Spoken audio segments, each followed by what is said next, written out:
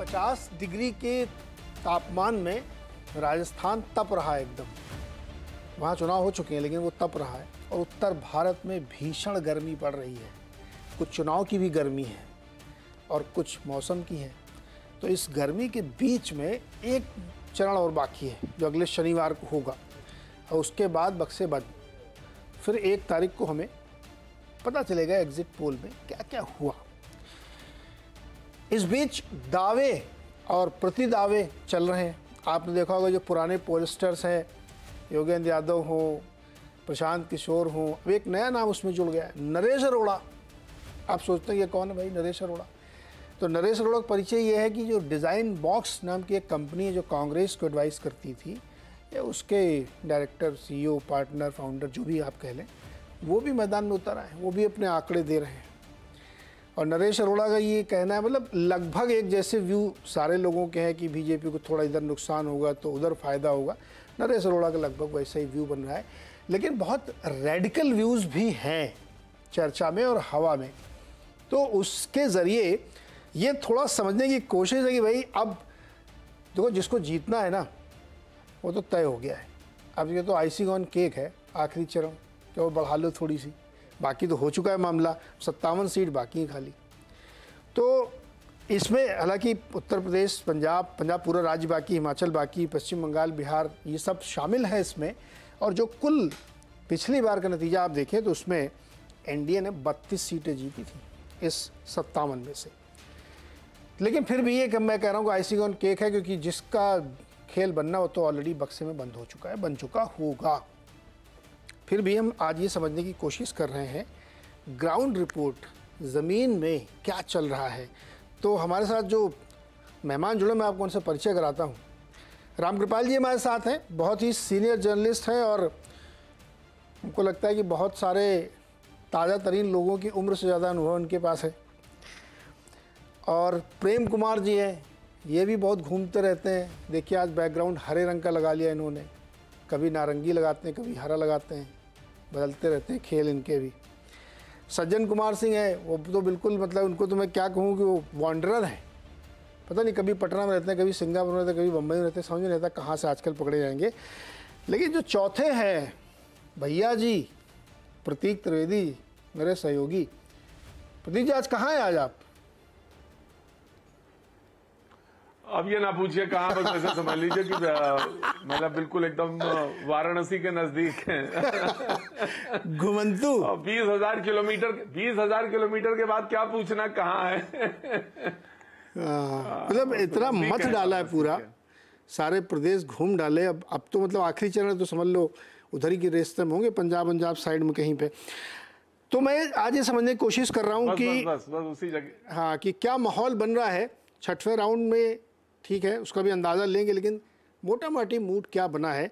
तो पहले तो मैं भैया जी से ही थोड़ा माहौल समझूं। भैया किस्सा सुनाओ, क्या क्या चल रहा है, क्या सड़क पे सुन रहे हो आप? अब मुझे तो अगर किस्सा सुनाएंगे तो फिर गुस्सा ही है ये कि मुझे दो बातें कहनी है बस। वो इम्पोर्टेंट ये है कि आपने कहा ना, जहां से आपने शुरू किया था कि 50 डिग्री पे तप रहा है और 46, 47, 45 पे टेम्परेचर पे जब आप रिपोर्टिंग ग्राउंड पे करते हैं तो फिर ये लगता है कि भाई ये चुनाव फरवरी मध्य में शुरू होते और मार्च तक खत्म हो जाते। लंबा चुनाव है और फटीक है, हर जगह फटीक है। आप नेताओं से बात कर लें, आप कार्यकर्ताओं से बात कर लें, आप मतलब रिपोर्टर्स से बात कर लें, जर्नलिस्ट से बात कर लें, और सबसे बड़ी बात है कि जो वोट डालने आए, जिनके लिए पूरा यज्ञ का आयोजन है, हम सारे लोग उसी के वोटर्स हैं, तो वो वोटर्स में भी उनका भी ये कहना है। और ये एक समस्या रही है कि इस बार जो टर्नआउट है उसमें बहुत सारी समस्या ये थी कि टेम्परेचर इतना, बहुत इंतजाम थे।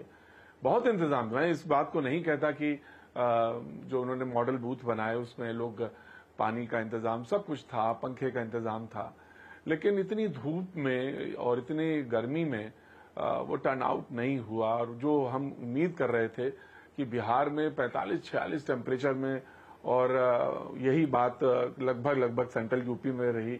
अब पूर्वी वाला हिस्सा रह गया है जिसको कि देखा है हमने, और यही बंगाल में उमस बहुत ज्यादा, झारखंड में भी यही। तो कुल मिला के ये है कि एक सच बात तो ये है कि अगर फरवरी के मध्य से शुरू होता और मार्च तक खत्म होता, और इसमें बड़ी गंभीरता के साथ सारे लोगों को सोचना पड़ेगा कि आने वाले समय में जिस तरह से क्लाइमेट को लेकर बातें हैं, उसमें चुनाव को भी एक मद्देनजर रखना पड़ेगा कि आने वाले समय में इसको बहुत, क्योंकि अगर कहीं डेमोक्रेसी की बात है और उस बात में वोटर की बहुत प्रमुखता के साथ बात है कि क्यों नहीं आ रहा, बहुत तमाम सारी चीजों करने के बाद, तो कहीं ना कहीं वो मुद्दे जो आएंगे आपकी डिबेट में।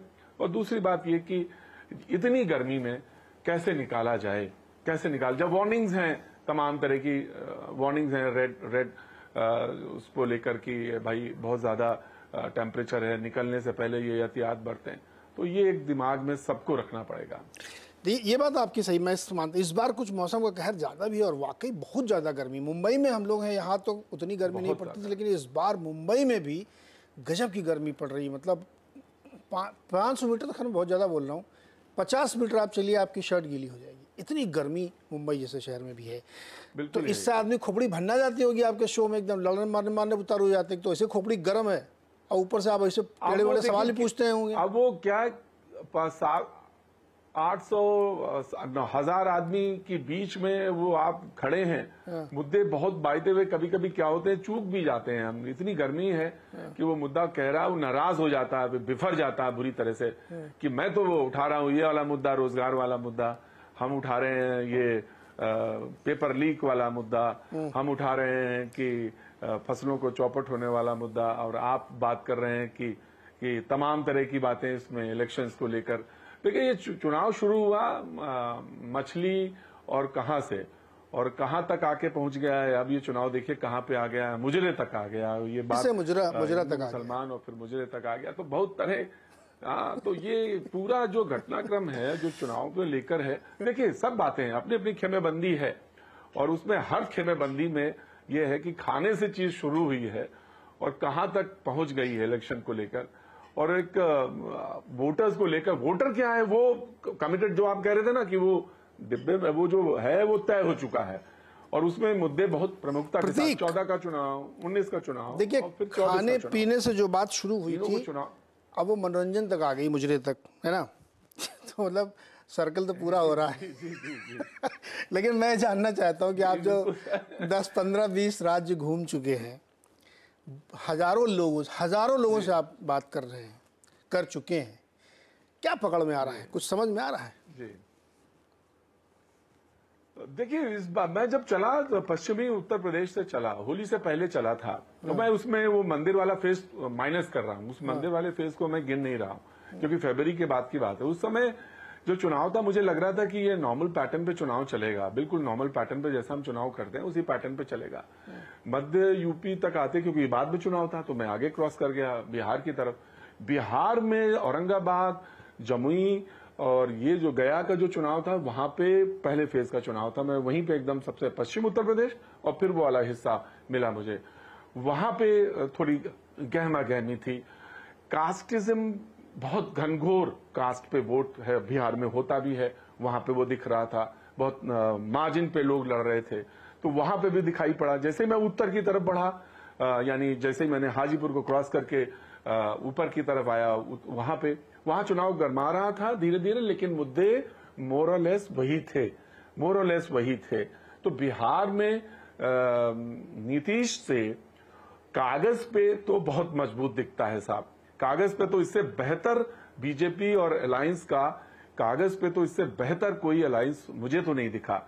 लेकिन जब आप एकदम ग्राउंड पे चले जाते हैं, तो जो अदल बदल हुई नीतीश की, उसकी एक नाराजगी लोगों के अंदर दिखाई पड़ रही है। पहली बात, बंगाल ने पिछली बार भी मुझे, जब मैं घूम रहा था, तो मैं जब पीछे एकदम पीछे चलता था, तो मैं पूछता था कि भाई वोट किधर, बोला तो वो नहीं बोलता था कि मैं बात नहीं करेंगे। अरे टीएमसी का जुलूस है, क्यों बात करेंगे, और टीएमसी के जुलूस में आप पूछ रहे हैं किसको वोट, तो ये तो आपको ही समझना चाहिए। लेकिन वो रुक के बताते, तो तब मैंने भी कहा था बंगाल में कुछ चमत्कार होने वाला है, और ये मैंने क्लियर बताया। मैंने सीट नहीं प्रेडिक्ट की थी, लेकिन हाँ मुझे लग रहा था कि बंगाल में कुछ न कुछ अलग होगा, और मुझे लगता है कि इस बार भी बंगाल में कुछ अलग होगा, दिखता है मुझे। मैं सिलीगुड़ी से और मुर्शिदाबाद से फिर होता हुआ मैं कोलकाता, और कोलकाता से फिर आसनसोल, फिर मैं झारखंड में आता हूं।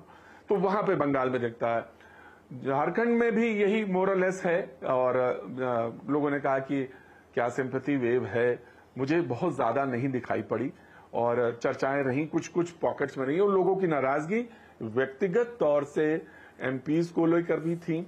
लेकिन ये बात सच है कि मोदी जी का जो वो एक फैक्टर है, वो कहीं ना कहीं, भाई मैं वोट दे रहा हूं तो मोदी जी को वोट दे रहा हूं, तो ये भी दिखने को मिला। फिर मैं फिर वापस आया बिहार में, और फिर इधर घूमता हुआ इस तरफ यूपी में आया।